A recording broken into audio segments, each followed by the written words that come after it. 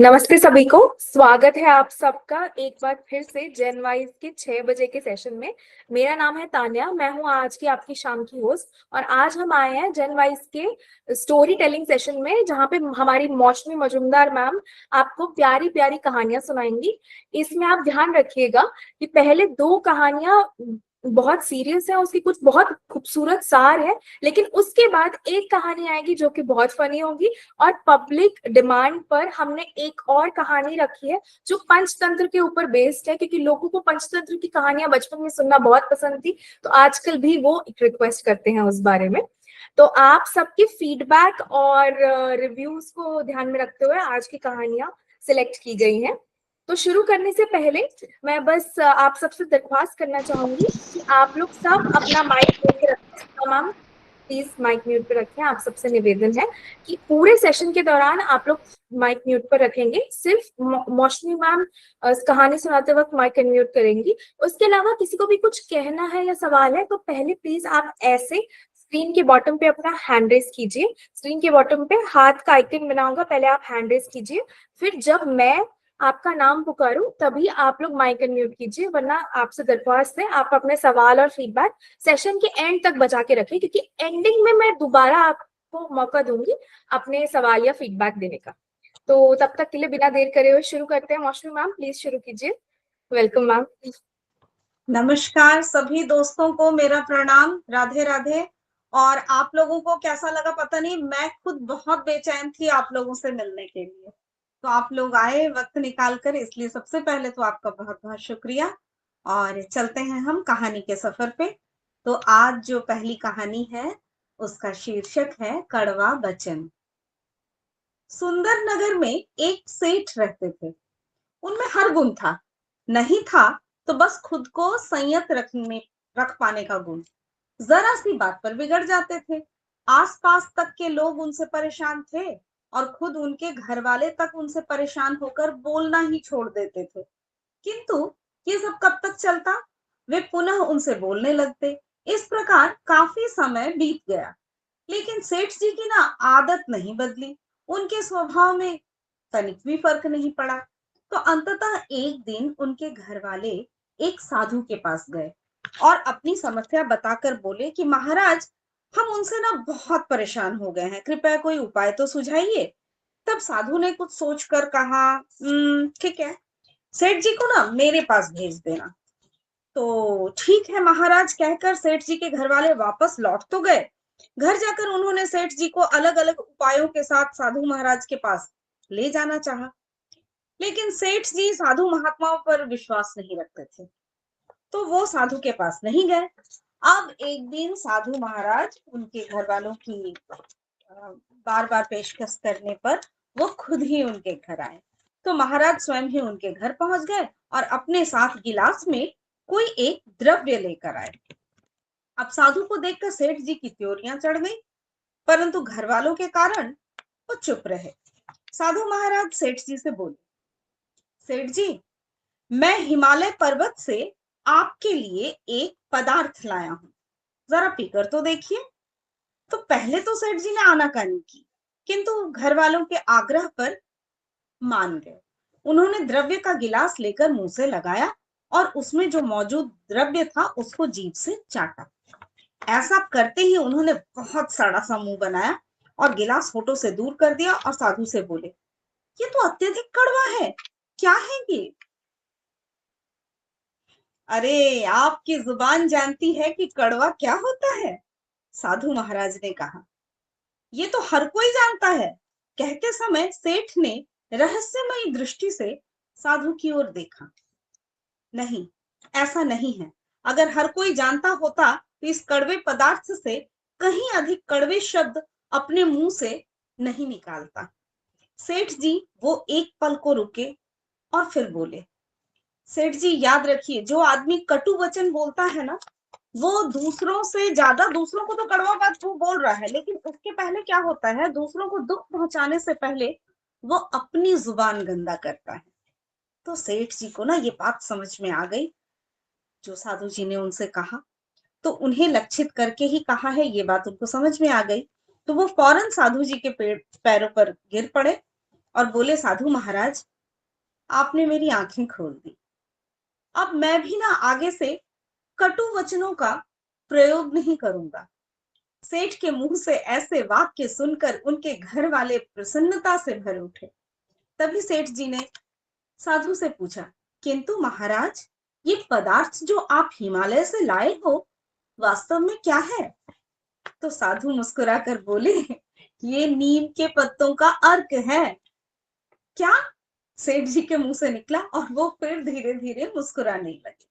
तो शिक्षा ये है मित्रों कि कड़वा वचन बोलने से बढ़कर इस संसार में कड़वा और कुछ भी नहीं है। तो किसी द्रव्य के कड़वे होने से जीभ का स्वाद भले ही कुछ देर के लिए बिगड़ता हो, कड़वा होता हो, परंतु कड़वे वचन से ना मन और आत्मा को इतनी चोट पहुंचती है। तो हमें भी इस बात का ख्याल रखना चाहिए कि हम मुंह का स्वाद तो थोड़ी देर में बदल लेंगे या भूल जाएंगे, लेकिन वो जो हम अपने कड़वे वचनों से घाव बना देते हैं ना किसी के दिल पर, वो नहीं मिटते जल्दी से। तो हमें कड़वे वचन बोलने से हमेशा बचना चाहिए। उम्मीद है आपको हमारी आज की पहली कहानी से कुछ सीख जरूर मिली होगी। और हम उम्र के जिस पड़ाव में हैं, हम शायद सब जानते हैं, हम कोशिश यही करते हैं कि हम कड़वा ना बोले। Thank you so much ma'am, बहुत अच्छी सीख थी आज की पहली कहानी की। किसी को कुछ ऐड करना है इस कहानी से या अपना कोई वाक्य शेयर करना है तो आप लोग एक एक करके हैंड रेस कर सकते हैं पहले। तो मैं एक एक करके आपका नाम जरूर लूंगी और फिर आप शेयर कर सकते हैं अपने पसंद का वाक्य इस कहानी से रिलेटेड। हाँ जी, लंकेश जी, आपने माइक एंड म्यूट किया था, आप कुछ कहना चाह रहे हैं? नहीं, ओके, चलिए मैम आप कंटिन्यू कर सकते हो।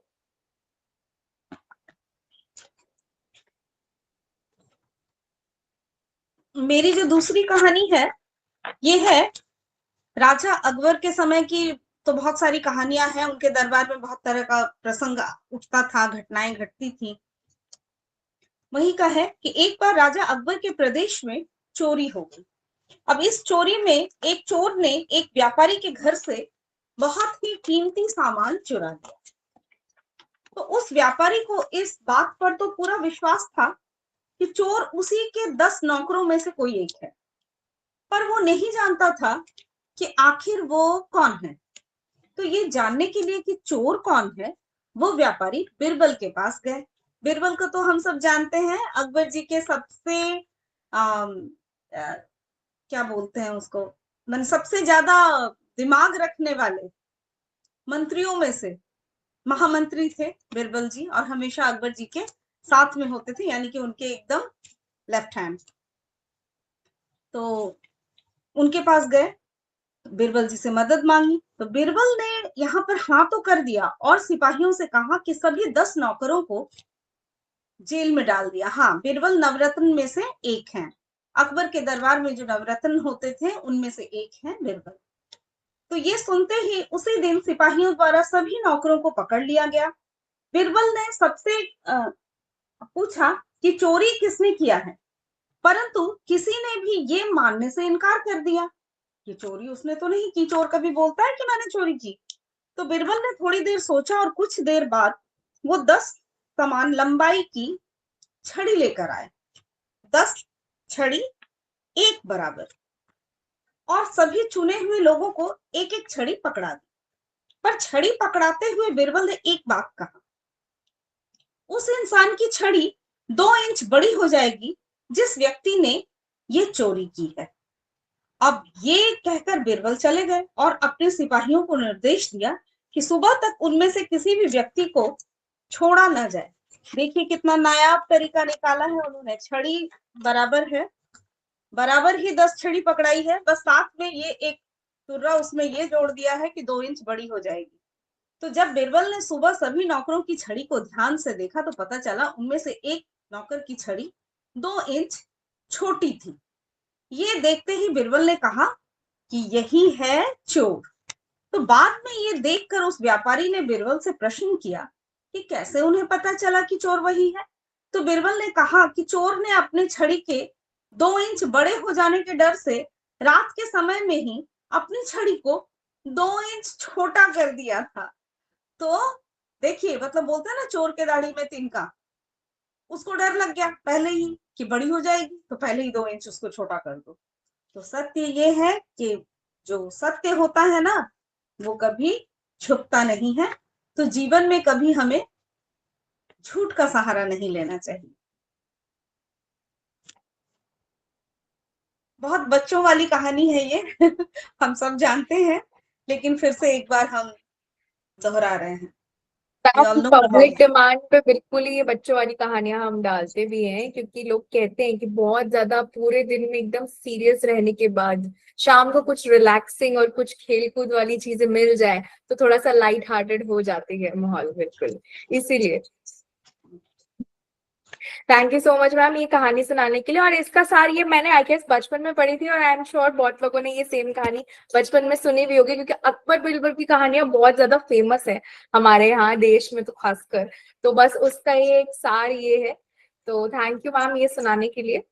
चलिए मैम, आप लोगों को से मैं एक बार निवेदन करना चाहूंगी कि मैम जब कहानी सुनाते हैं तो आप लोग अपना कैमरा जरूर ऑन कीजिए, क्योंकि उनको भी आसानी होती है आपके एक्सप्रेशंस देखकर और आपके फीडबैक सुनकर कि आपसे बातचीत करने में, आपको पहचानने में। आप उन्हें पहचानते हो, वो आपको नहीं पहचानती है, तो बहुत अच्छा लगेगा उन्हें भी। कुछ लोगों को पहचानने लगी हूँ, जैसे राजेश सर, भारत भूषण सर, कुछ लोगों को मैं पहचानने लगी हूँ अब मैम आप देख रहे होगे बहुत सारे नए लोग भी जुड़े हुए हैं, यूजर्स बहुत ज्यादा बढ़ रहे हैं हमारे। Thank you. आप जी सर, सबका राजेश बहुत सर। बहुत आभार। बहुत बहुत शुक्रिया कि आप लोग जेनवाइज को पसंद कर रहे हैं, अपना रहे हैं, और इसी तरह से इनको अपने परिवारजनों के साथ और प्रोत्साहित करें कि वो हमारे साथ आए। और मुझे पूरा यकीन है कि मेरी दुनिया बदली है, आपकी भी बदलेगी ठीक है मैम, मैं देख पा रही हूँ कुछ कुछ लोगों ने हैंड रेस किए हैं। Bharat sir please mic mute कीजिए। राधे राधे। राधे राधे राधे सर। राधे। हाँ, बहुत अच्छी कहानी है। अगर अकबर बीरबल के किस्से तो बहुत फेमस हैं। जी। तो एक किस्सा छोटा सा मैं आप कहें तो बताऊं। हाँ हाँ, बताइए। तो अकबर बीरबल और अकबर के जो शहजादे थे वो उनके साथ में थे, नदी किनारे टहल रहे थे वो। तो तब अचानक अकबर को क्या सूझी, बादशाह को। तो उन्होंने अपना जो लवादा था, वो लंबा गाउन सा होता है एक, हम्म। वो अपना उतारा और बीरबल के ऊपर रख दिया, उनके हाथ में दे दिया। थोड़ा आगे चले तो उनके जो शहजादे थे उन्होंने भी अपना लवादा बीरबल के हाथ में दे दिया। तो अकबर को मजाक सूझी उनसे कि देखो बीरबल, तुम्हारे ऊपर तो अब एक गधे का बोझ हो गया है मतलब एक कहने वाला एक गधे के बराबर।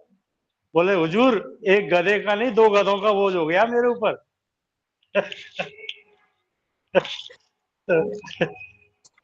हाँ, वो बहुत मजाकिया थे।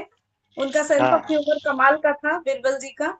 और अकबर जी कभी उन सब से गुस्सा भी नहीं होते थे, उनका मन लगा रहता था, तो वो हमेशा अपने साथ ही रखते थे बिरबल जी को। चलिए, मैं अगली कहानी की ओर बढ़ूं क्या? आप लोगों की इजाजत है? पढ़ने से पहले बस दो लोगों ने और हैंड रेस किया है, एक बार उनकी भी बात सुन लेते हैं फिर हाँ आप हाँ, जरूर जरूर बढ़िएगा। जरूर। हाँ जी, जिग्नेश रबाड़ी जी आपने हैंड रेस किया है, आप लोग आप माइक म्यूट कीजिए प्लीज। जिग्नेश जी, आपको अगर मेरी आवाज आ रही है तो रेड बटन जो है ना आपके स्क्रीन के बॉटम पे, उसके जस्ट साइड में माइक का बटन होगा, उस पर क्रॉस लगा होगा, आप उस पर टैप करेंगे तो माइक अनम्यूट हो जाएगा। जिग्नेश जी, अगर आपका माइक अनम्यूट नहीं हो पा रहा है तो आपको रेड बटन के जस्ट साइड में 3 बिंदु जो दिख रहे हैं ना, आप उन पे टैप कीजिए, उनको 3 बिंदु को दबाइए, उसमें इन कॉल मैसेज खुल जाता है। तो आप इन कॉल मैसेज पे लिख के भेज सकते हैं आपको जो कहना है या पूछना है कोई सवाल मौसमी मैम की कहानियों के बारे में। तो मैं वेट कर लूंगी, तब तक मैं आगे बढ़ती हूँ राजेश पटेल सर की तरफ। राजेश सर, आपने भी हैंड रेस किया है, आप कुछ कहना चाहते हैं, प्लीज माइक अनम्यूट कीजिए। हेलो। हाँ जी सर। वैसे ही अकबर बीरबल का बारे में तो बहुत सुना है। जब अकबर को प्रॉब्लम आए तो बीरबल को बुलाता है, वही रास्ता निकालता है, वही सोल्व करता है। एक बार एक प्रजा ने भरी सभा में बोला था कोई आम जनता होगा, उसने बोला है वो वाटर लेमन आता है ना, हम्म, तरबूज, हम्म। वो बिना मटके फोड़े बड़ा उसके अंदर डाल देने का। अच्छा। मैंने सोचा ये तो मैं ही कर पाऊंगा और कोई नहीं कर पाएगा। वाटर लेमन क्या क्या होता है, पेड़ नहीं आता है, वो बेला आता है वाटर लेमन का। तो जब छोटा छोटा बेला था वो उसने मटके में डाल दिया, और जो छोटा छोटा फूल आया, बाद में वो शीशा आया, बाद में वो छोटा छोटा करके करके इतना बड़ा तरबूज वाटर लेमन हो गया, और पूरा छोड़ निकाल दिया वाटर लेमन, उसको रख दिया बिना मटका फोड़े, बड़ा हो गया अंदर। बाद में दूसरे दिन 5-6 दिन बाद वो लोग को बुलाया, देखो मैंने वाटर लेमन मटके के अंदर डाल दिया है। सब लोग आश्चर्य हो गए, ये कैसे डाला। तब उसने बताया बाद में कि मैंने ऐसे किया। बाद में सब लोग मान गया, वाह वाह भाई वाह, अकबर बीरबल है, जी। बहुत बुद्धिशाली है। हाँ, हाँ, वो बहुत ही बुद्धिमान थे। और वाटरमेलन को उन्होंने मतलब प्लांट की अवस्था में ही डाल दिया ताकि वहीं पे वो हाँ, फले फूले और बड़ा हो। बड़ा हो गया बिना मटका फोड़े। जी। ठीक है, thank you so much for the story sir. बाकी सब आप लोग प्लीज अपना हैंड रेज करके रख दिए। अगली स्टोरी के बाद आपको मौका दिया जाएगा बातचीत आगे बढ़ाने का। मैम प्लीज आप अपनी स्टोरी आगे कंटिन्यू कीजिए। शुक्रिया। तो हमारी जो अगली कहानी है उसकी ओर बढ़ रहे हैं कि एक बार की बात है कि एक राजा ने ये फैसला कर लिया कि वो प्रतिदिन 100 अंधे लोगों को खीर खिलाया करेगा। तो एक दिन खीर वाले दूध में सांप ने मुंह डाल दिया और दूध में विष हो गया, और जहरीली खीर को खाकर 100 के 100 अंधे जो व्यक्ति थे वो मर गए। अब राजा बहुत परेशान हुआ कि मुझे 100 आदमियों की हत्या का पाप लगेगा, क्योंकि वो करना तो अच्छा चाहते थे, लेकिन ये क्या हो गया। तो राजा परेशानी की हालत में अपने राज्य को छोड़कर जंगलों में भक्ति करने के लिए चल पड़ा, ताकि वो इस पाप से उसको मुक्ति मिल सके, वो पश्चाताप कर सके। तो रास्ते में एक गांव आया। अब राजा ने चौपाल में बैठे लोगों से पूछा कि क्या इस गांव में कोई भक्ति भाव वाला परिवार है, ताकि उसके घर पर मैं रात बिता सकूं। तो चौपाल में बैठे लोगों ने बताया कि इस गांव में 2 भाई बहन रहते हैं जो खूब बंदगी करते हैं, खूब ईश्वर की आराधना करते हैं। तो राजा उनके घर पे रात को ठहर गया। अब सुबह जब राजा उठा तो लड़की सिमरन करने बैठी हुई थी। कि इसके पहले लड़की का रूटीन था कि वो दिन निकलने से पहले ही सिमरन यानी पूजा पूजा से उठ जाती थी और नाश्ता तैयार करती थी। लेकिन उस दिन उस लड़की को बहुत देर तक सुमिरन में ही वो बैठी रही। तो जब लड़की सुमिरन से उठी तो उसके भाई ने कहा कि बहन तू इतना देर उस आप आज कर दिया, अपने घर पे मुसाफिर आया हुआ है, उनसे नाश्ता करके उसे दूर भी जाना है, तो तुम्हें जल्दी उठ जाना चाहिए था, आज थोड़ा पूजा तुम शॉर्ट में ही कर लेती। तो लड़की ने जवाब दिया कि भैया ऊपर एक ऐसा मामला उलझ गया था, धर्मराज को किसी उलझन भरी स्थिति में कोई फैसला लेना था और मैं वो फैसला सुनने के लिए रुक गई थी। इतनी देर तक बैठी रही सुमिरन पर, लेकिन वो तो हुआ नहीं फैसला। तो उसके भाई ने पूछा ऐसी क्या बात थी। तो लड़की ने बताया कि फलाना राज्य का राजा अंधे व्यक्तियों को खीर खिलाया करता था, लेकिन सांप के दूध में विष डालने से 100 अंधे व्यक्ति मर गए। अब धर्मराज को समझ में नहीं आ रहा है कि अंधे व्यक्तियों की मौत का जो पाप है वो राजा को लगे, सांप को लगे, या दूध को नंगा छोड़ने वाले रसोइये को लगे। अब राजा भी सुन रहा था ये बात, तो वो तो रिलेट कर गया कि ये मेरी कहानी चल रही है। तो राजा को अपने से संबंधित बात सुनकर दिलचस्पी हो गई और उसने लड़की से पूछा तो फिर क्या फैसला हुआ। तो लड़की ने बताया कि अभी तक कोई फैसला हुआ नहीं है, अभी नहीं हो पाया है। तो राजा ने पूछा कि क्या मैं आपके घर पर एक रात के लिए और रुक सकता हूँ। तो दोनों बहन भाइयों ने खुशी से उनको हाँ कर दी। वो तो धार्मिक प्रकृति के लोग थे, उनके मन में कोई छल कपट तो था नहीं, तो उन्होंने एक दिन के लिए और हाँ कर दी। अब राजा अगले दिन के लिए रुक गया, लेकिन वो जो चौपाल में लोग बैठे थे ना जिनसे राजा ने पूछा था, अब उनका देखिए, वो लोग अब इसी चर्चा में लग गए कि कल रात को जो व्यक्ति हमारे गांव में एक रात रुकने के लिए आया था, कोई भक्ति भाव वाला घर पूछ रहा था, उसकी भक्ति का नाटक तो देखो अब सामने आया है। रात काटने के बाद वो इसलिए नहीं गया क्योंकि जवान लड़की को देखकर उस व्यक्ति की नीयत खोटी हो गई है और इसलिए वो सुंदर और जवान लड़की के घर पर पक्के तौर पर ही ठहरेगा या फिर लड़की को हो सकता है लेकर ही भागेगा। दिन भर चौपाल में उस राजा की निंदा होती रही। उनको तो पता नहीं था कि वो राजा है, उनको तो पता है कि वो मुसाफिर है। तो मतलब लोगों को कितना मजा आता है दूसरों के घर में, कौन आया, क्या कर रहा है, किस लिए है, क्यों ठहरा, ऐसी चीजों में लोग दिमाग लगाते हैं। तो वही चीज हुआ चौपाल में, निंदा होती रही। तो अगली सुबह लड़की फिर सुमिरन पर बैठी और रूटीन के टाइम के अनुसार सिमरन से उठ भी गई। तो राजा ने पूछा कि बेटी, अंधे व्यक्तियों की हत्या का पाप किसको लगेगा? तो लड़की ने बताया कि वो पाप तो हमारे गांव के चौपाल में बैठे जो लोग थे ना वो बांट कर ले गए। तो कथा सार क्या है कि निंदा करना कितना बड़ा घाटे का सौदा है। कि निंदक जो हमेशा होता है ना वो क्या करता है, दूसरों का जो पाप होता है ना वो अपने सर पे ढोता है और दूसरों द्वारा किया गया उनके पाप कर्मों के फल को भी वही भोगता है।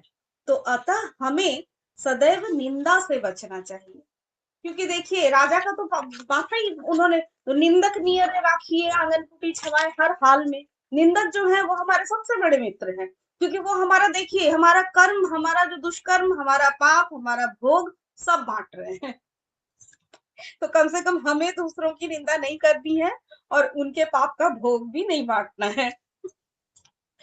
जितने भी मुझे निंदा बिल्कुल मुझे ये कहानी बहुत पसंद है। जितने जितने भी निंदा करेंगे ना उसके ऊपर जो पाप का बोझ है वो कम होता ही जा रहेगा और वो सामने वाला पाप अपने ऊपर बढ़ा के जाएगा। निंदा नहीं करनी चाहिए किसी की।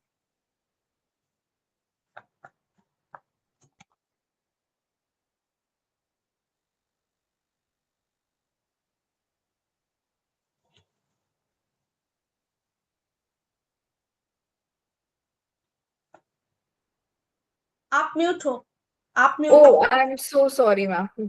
हाँ जी, मैं बस ये कह रही थी कि थैंक यू सो मच मौसमी मैम, इतनी फनी स्टोरी के थ्रू आपने इतना अच्छा सार समझाया सबको। और Rajesh sir thank you again, आपने अपनी टिप्पणी दी। हाँ जी, तो मैं अब मधुमित्र मैम की तरफ बढ़ना चाहूंगी। मैम आप कुछ कहना चाह रही है, पूछना चाह रही है? आपने हैंड रेस किया है, प्लीज अपना माइक म्यूट करके करिए। मैम रेड बटन होता है ना, उसके जस्ट साइड में माइक का ऑप्शन होता है, अगर उस पर क्रॉस लगा है तो वो म्यूट है। तो आप उस पर टैप कीजिए, वो अनम्यूट हो जाएगा, फिर हमें आपकी आवाज आने लगेगी। जी मैम, अनम्यूट हो। जय श्री कृष्णा सबको। जय श्री कृष्ण। एक्चुअल में आपकी कहानियाँ तो बहुत अच्छी रहती है, हमेशा मैं सुनती रहती हूँ और मतलब काफ़ी इंस्पायर भी होती हूँ मैं उनसे। और एक में छोटा सा वाक्य है जो मेरे साथ घटित हुआ था और रियल स्टोरी है, लेकिन मैं उसको भुला नहीं पाती और शायद कभी भी भुला नहीं पाऊंगी क्योंकि वो मेरे से गलती हुई थी।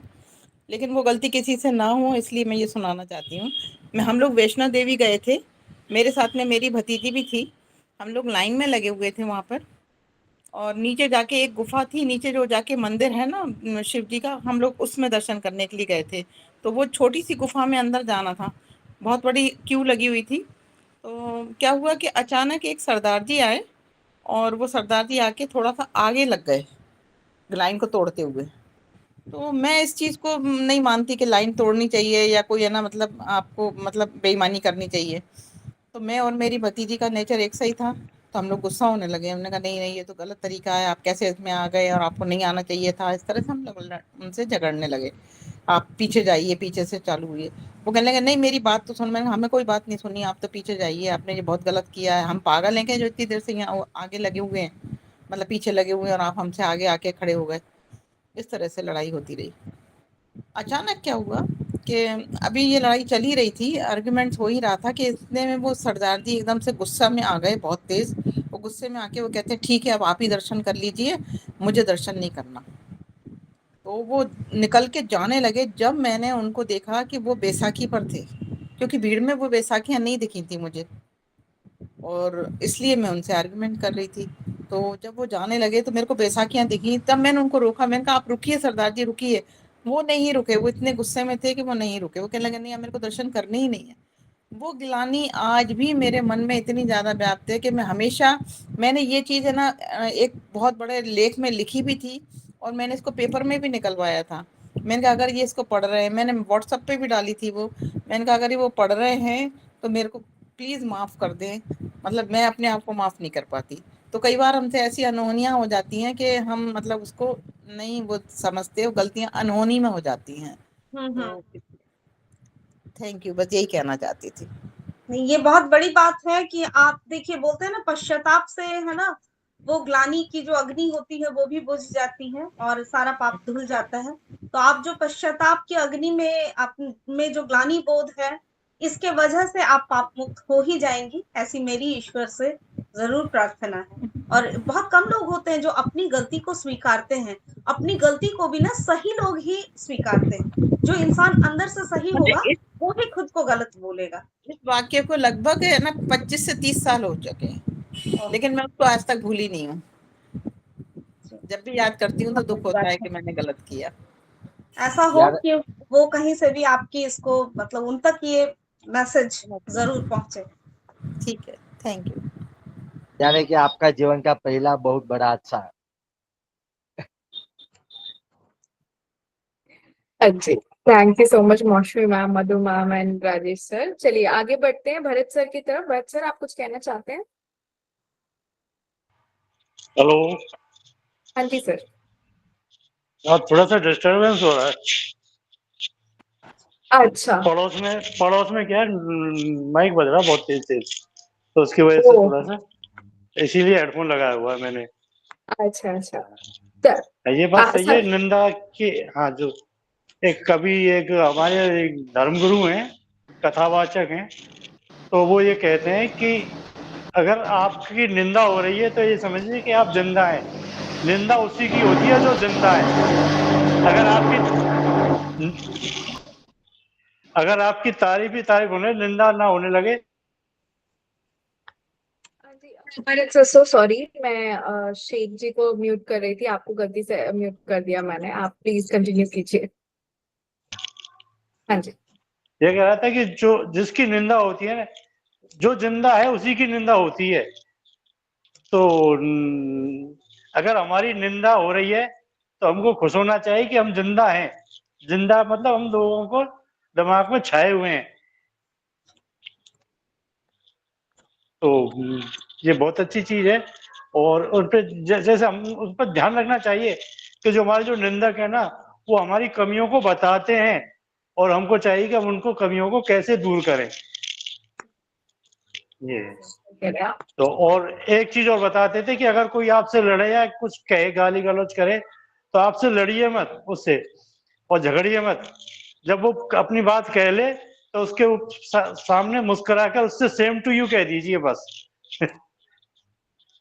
सर, ये चीज मैं रेकमेंड नहीं करूंगी, दिल्ली में ऐसा बिल्कुल मत कीजिएगा सर, प्लीज। नहीं नहीं, आप देखिए बहुत तेज, आप देखिए गरम लोहा ही हमेशा, गरम लोहा को ठंडा लोहा ही शेप में देता है। हाँ, लोहा जितना तेज गर्म होगा ना, उतनी जल्दी वो ज्यादा शेप अपनी चेंज करेगा। और जो उसको लोहार जो होता है, जो हथौड़ा होता है, उसको बार बार ठंडा करता रहता है, उसको गर्म नहीं होने देता। गर्म के संपर्क में आने से वो गर्म होता जाता है। लेकिन जो ठंडा होता है ना, वो ठंडा लोहा गर्म लोहे पर पड़ के और गर्म लोहे की शेप बदल देता है, लेकिन अपनी शेप कायम रखता है। ये बात तो सही कह रहे हैं सर आप। Thank you so much. हाँ जी राजेश सर, आप भी कुछ कहना चाहते हैं? आज का जमाने में देखो तो ज्यादा लोग निंदा करने वाले ही है। हम अच्छा काम करें, बुरा काम करे, जो भी काम करे, निंदा करने वाला निंदा करता ही रहेगा, उस पर ध्यान मत दो, हम अपना काम ही करो। सर बिल्कुल, मैं एग्री करती हूँ आपकी बात से। और thank you so much Ananda by ma'am and बाकी सब। मौसमी मैम, आपकी बहुत तारीफें हो रही हैं इन कॉल मैसेजेस में। तो सब आपको कॉम्प्लीमेंट्स दे रहे हैं, मैं बस यही पढ़ रही थी। अच्छा, चलिए, थैंक सबको शुक्रिया, आज की आपका बहुत बढ़िया बहुत वीडियो आभार। पसंद आ रही है। जी जी जी मैम, आप आगे बढ़िए आज की आखिरी कहानी पर। बिल्कुल। एक आप सेकंड, थोड़ा सा डिस्टर्ब कर रहा हूँ बीच में। ये अगर कोई तेनालीरामा के ऊपर कोई कहानी है या किस्सा है, जैसे अपने अभी सुनाया था ना बीरबल, तो जी जी, तेनालीरामा में बहुत अच्छे किस्से हुए हमने, हाँ हाँ बहुत हाँ, जी फेमस सर, थे। जी सर, जी जी जी। अगली बार सर हम आगे से, हाँ आगे से इनकॉर्पोरेट कर देंगे तेनालीरामन की भी। आपने थैंक यू सजेस्ट करने के लिए। ठीक ठीक है सुधा मैम, अब मैं बहुत आपका सारा एक सेकंड मैम, सुधा मैम मैं आपका फीडबैक और सवाल आप हैंड रेस करके रखिए, इस कहानी के बाद जरूर लूंगी। ओके मैम, चलिए मैम। अब जो है ये एक फनी स्टोरी है, समझदार बेटा। तो एक बार की बात है, एक बच्चा नदी के किनारे बैठकर नदी को बहुत ध्यान से देख रहा था। अब कुछ वक्त बाद बच्चे के पिता उस बच्चे के पास आए और बच्चे को देखने लगे। तो बच्चा अभी भी नदी को बहुत ध्यान से देख रहा था। तो बच्चे के पिता ने बच्चे से सवाल पूछा कि तुम इतने ध्यान से इस नदी में क्या देख रहे हो और क्यों देख रहे हो? तो बच्चे ने कहा कि पिताजी, इस नदी का पानी कहाँ जाता है? तो पिता ये सवाल सुनकर खुश होने लगे कि मेरा बेटा पढ़ने लिखने में कितना होशियार हो गया है और कितने अच्छे अच्छे सवाल पूछ रहा है। तो बच्चे ने एक बार फिर से पूछा कि इस नदी का पानी कहाँ जाता है? तो पिता ने जवाब दिया कि इस नदी का पानी समुंदर में जाता है। ये सुनकर बच्चे ने एक और सवाल पूछा कि अगर इस नदी में हम कोई पत्थर या भारी चीज फेंकेंगे तो क्या वो नदी में जाएगी? तो पिता ने ये सुनकर और भी ज्यादा खुश हो गए और बोले कि मेरा बेटा तो बहुत समझदार हो गया। तो बच्चे ने एक बार फिर से पूछा कि अगर इस नदी में हम कोई पत्थर या भारी चीज फेंकेंगे तो क्या ये नदी में जाएगी? तो पिता जवाब देते हैं कि अभी नदी के पानी का बहाव बहुत तेज है, इसलिए इसमें डाली हुई कोई भी चीज बहुत जल्दी समंदर तक चली जाएगी। तो ये सुनकर बेटा बोलता है कि तब तो हमें समुंदर में जल्दी जाना होगा। पिता पूछते हैं क्यों? तब बेटा जवाब देता है क्योंकि हमारे घर की, आपकी गाड़ी की चाबी और आपके वॉलेट ये सब नदी में गिर गए हैं और आपके जो अब तक के वो सारा सामान है ना, मुझे लगता है वो समुंदर तक पहुंच गया होगा, तो हमें तो समुंदर में जाना चाहिए। तो पिता ये सुनकर जोर से चिल्लाते हुए बोले कि अरे बेवकूफ, बेवकूफ ही रहोगे क्या? तो मतलब इस तरह का वो बच्चा, सोचिए उतनी देर से वो ध्यान से ये देख रहा है कि उसने तो गिरा दिया है चाबी और वॉलेट, वो सब खुराफात वाले काम वो कर चुका है और सवाल उसके बाद पूछ रहा है। मैंने सवाल के पूछते पूछते जो भी थोड़ा बहुत अंदेशा बचा रहा होगा कि मिल जाए, तो वो भी गया। और उसके पिता जो उसकी काबिलियत पर इतना खुश हो रहे थे, उन्होंने अपना सर पीट लिया। छोटी सी कहानी है, मजेदार कहानी है। अच्छा, लेकिन अब मैं एक कहानी कंटिन्यूएशन में बोल ही लेती हूँ। पंचतंत्र की कहानी आप लोगों ने बहुत बार रिक्वेस्ट की थी, तो आज मैं पंचतंत्र की एक कहानी लेकर आई हूँ। सुधा मैम, उसके बाद हम आपका सवाल लेंगे, ठीक है? पंचतंत्र की ये कहानी जो है उसका शीर्षक है जादुई पतीला। सालों पहले पीतल नगर में किशन नाम का एक किसान रहता था। वो गांव के एक जमींदार के खेत पर काम करके किसी तरह से अपना घर चला रहा था। अब पहले किशन के भी खेत थे, लेकिन उसके पिता के बीमार होने के कारण उसे अपने सारे खेत बेचने पड़े। मजदूरी में मिलने वाले पैसों से पिता का इलाज कराना और घर का खर्चा चलाना बहुत मुश्किल था। तो वो हर दिन सोचता कि कैसे घर की स्थिति को और बेहतर किया जाए। तो आज भी इसी सोच के साथ किशन सुबह सुबह जमींदार के खेत पर काम करने के लिए निकला। अब खुदाई करते समय उसकी कुदाल किसी धातु से टकराई और तेज आवाज हुई। तो किशन के मन में हुआ कि आखिर ऐसा क्या है यहाँ। तो उसने तुरंत उस हिस्से को खोदा और वहां से एक बड़ा सा पतीला निकला। तो पतीला देखकर किशन दुखी हो गया। किशन के मन में हुआ कि ये जेवरात होते तो मेरे घर के हालत थोड़े से सुधर भी सकते थे। फिर किशन ने सोचा कि चलो अब खाना ही खा लेता हूँ। तो किशन ने खाना खाने के लिए अपने हाथ की कुदाल उस पतीले में फेंक दी और हाथ मुंह धोकर खाना खाने लगा। खाना खत्म करने के बाद किशन अपनी कुदाल उठाने के लिए उस पतीले के पास पहुंचा। वहां पहुंचते ही किशन हैरान रह गया। उस पतीले के अंदर एक नहीं बल्कि बहुत सारे कुदाल थे। उसे कुछ समझ में नहीं आया। तभी उसने अपने पास रखी एक टोकरी को भी उस पतीले में फेंक दिया। अब जब उसने पतीले में फेंक दिया तो वो एक टोकरी भी पतीले के अंदर जाते ही बहुत सारी हो गई। अब ये सब देखकर किशन हैरान हो गया। अब उसको खुशी भी हो रही है। उस जादुई पतीले को वो अपने साथ लेकर घर चला। तो हर दिन अब उस बर्तन में वो कुछ ना कुछ औजार डालता और जब वो ज्यादा हो जाते तब वो उन्हें बाजार में जाकर बेच आता। और ऐसा करते करते किशन के घर की हालत सुधरने लगी। उसने इस तरह से बहुत पैसा कमाया और अपने पिता का इलाज भी करवा लिया। तो एक दिन किशन ने कुछ गहने खरीदे और उन्हें भी पतीले में डाल दिया।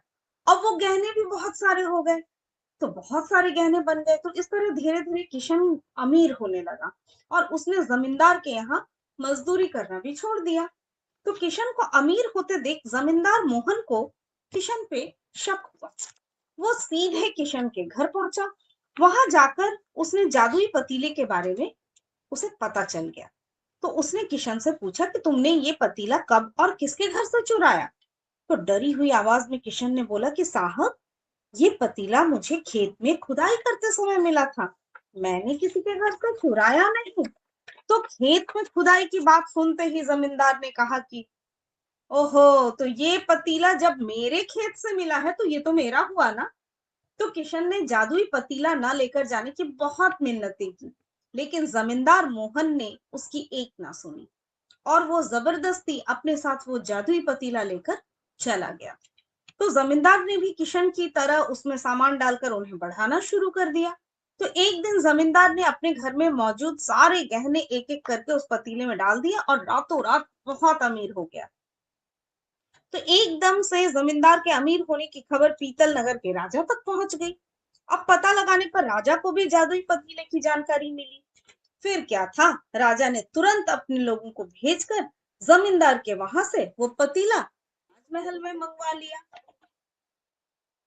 राजमहल में उस जादुई पतीले के पहुंचते ही राजा ने अपने आसपास मौजूद सामान को उसमें डालना शुरू कर दिया। सामान को बढ़ता देखकर राजा दंग रह गए। होते होते आखिर राजा खुद उस पतीले के अंदर चला गया और देखते ही देखते उस पतीले से बहुत सारे राजा निकल आए। देखिए बुद्धि, देखिए मैंने लालच इंसान से क्या ना करवाए। तो पतीले से निकला हर राजा बोलता कि मैं पीतल नगर का असली राजा हूँ, तुम्हें तो इस जादुई पतीले ने बनाया है। तो ऐसा होते होते सारे राजा आपस में लड़ने लगे और लड़कर मर गए। अब लड़ाई के दौरान वो जादुई पतीला भी टूट गया। तो जादुई पतीले के कारण राजमहल में हुई इस भयानक लड़ाई के बारे में नगर में सबको पता चल गया। इस बात की जानकारी मिलते ही मजदूर किशन और जमींदार मोहन ने सोचा, अच्छा हुआ कि हमने उस जादुई पतीले का इस्तेमाल सही से किया। उस राजा ने अपनी मूर्खता के कारण ही अपनी जान खो दी। तो कहानी की सीख क्या है? जादुई पतीले की कहानी से दो सीख मिलती है। पहली तो मूर्खता का अंत बुरा ही होता है। दूसरी ये कि हर सामान का इस्तेमाल संभल कर करना चाहिए। हर चीज की जो अति होती है ना, एक्सेस एवरीथिंग इज बैड। तो यहाँ भी अति हो गई। सामान तक तो ठीक था, राजा को किसने कहा था खुद ही उसके अंदर चले जाओ। तो ये पहली थी मूर्खता, दूसरी थी लालच। तो मूर्खता और लालच ये दोनों जब एक जगह होते हैं तो क्या हो जाता है? विनाश। विनाश काले विपरीत बुद्धि। विपरीत बुद्धि। Thank you so much ma'am, इतनी प्यारी कहानी से आज का दिन खत्म करने के लिए। वो तो वो ये वो, सेशन वो तो कहावत पहले से ही आ रही है, विनाश काले विपरीत विपरीत। राजा मैंने लालच में वो इतना अंधा हो गया कि अरे सब चीज बढ़ जा रहा है, मैं खुद ही घुस जाता हूँ उसके अंदर। ये ख्याल नहीं आया कि मैं भी नंबर ऑफ मेरे भी बढ़ जाएंगे, मेरे तो क्लोन्स बन जाएंगे। अभी के टर्म में अगर बोलूं, मॉडर्न टर्म में, तो क्लोन हो गया ना। और मैम वो ओरिजिनल क्लोन नहीं होता है, वो वैसे भी नेगेटिव हाँ, कॉपी से बनती है, चाहे किसी कहानी से ही क्यों ना हो। क्योंकि वो तो विवेक, मनुष्य का कुछ भी साइंस कितनी भी तरक्की कर ले, लेकिन वो विवेक नहीं बना सकता। वो जो क्लोनिंग हो रही है वो आपके जैसा दिखेगा, आपकी जैसी हरकतें करी, क्योंकि उसमें प्रोग्रामिंग सेट है। आपके जेनेटिक्स को लेकर के वो कुछ कर लेंगे, साइंटिस्ट बहुत कुछ कर सकते हैं, लेकिन आपकी विवेक बुद्धि उसमें नहीं आएगी। जी मैम, आत्मा का कोई कॉपी नहीं होता, उसकी कोई क्लोनिंग नहीं हो सकती। जी जी बिल्कुल। Thank you so much ma'am, इतनी प्यारी कहानी से आज का जिसमें दो सार थे आज का सेशन समाप्त करने के लिए। तो मैं ऑफिशियली आज का सेशन यही खत्म करती हूँ।